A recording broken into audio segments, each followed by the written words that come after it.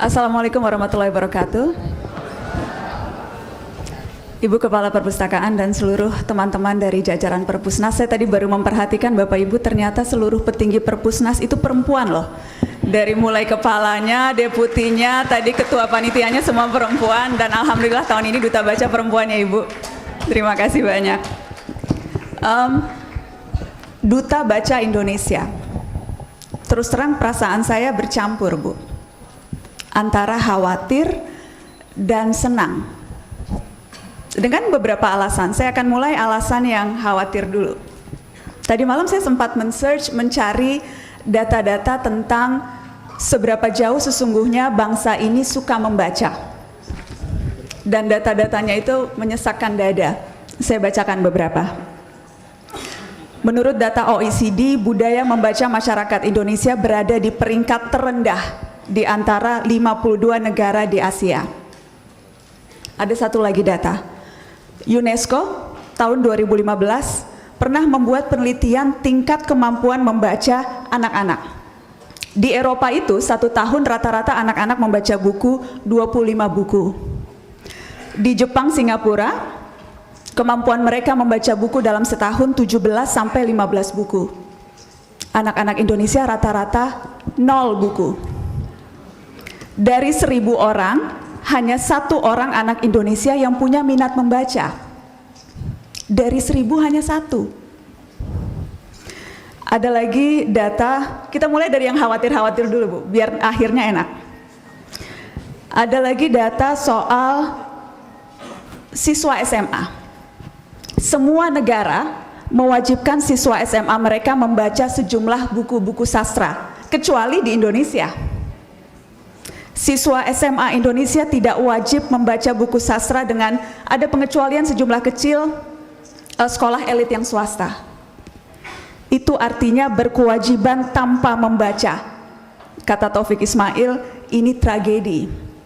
Tragedi yang sudah berlangsung selama 63 tahun. Tragedi 0 membaca. Jadi kita sebagai bangsa Bapak Ibu, bukan hanya memunggungi laut dan maritim begitu lama, tapi memunggungi buku dan membaca begitu lama. Dan itu berarti kita memunggungi hampir semua hasanah kehidupan ini. Sebuah bangsa besar tanpa tradisi literasi hanya akan menjadi bangsa kelas teri. Perundung, pemaki, mudah diprovokasi, tanpa keluasan hati dan imajinasi. Itu yang membuat saya tadi malam agak susah tidur Ibu. Karena itu tugas dan beban yang sedemikian berat untuk Duta Baca Indonesia.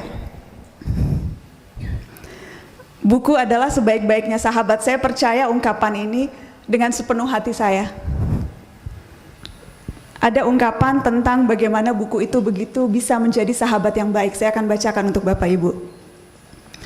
Buku menemani kita saat sadar dan tidur. Kemanapun kita pergi, ia bersedia mengikuti.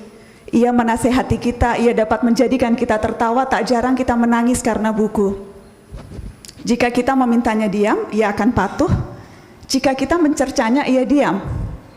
Jika kita memujinya, ia tidak sedikit pun akan terpengaruh.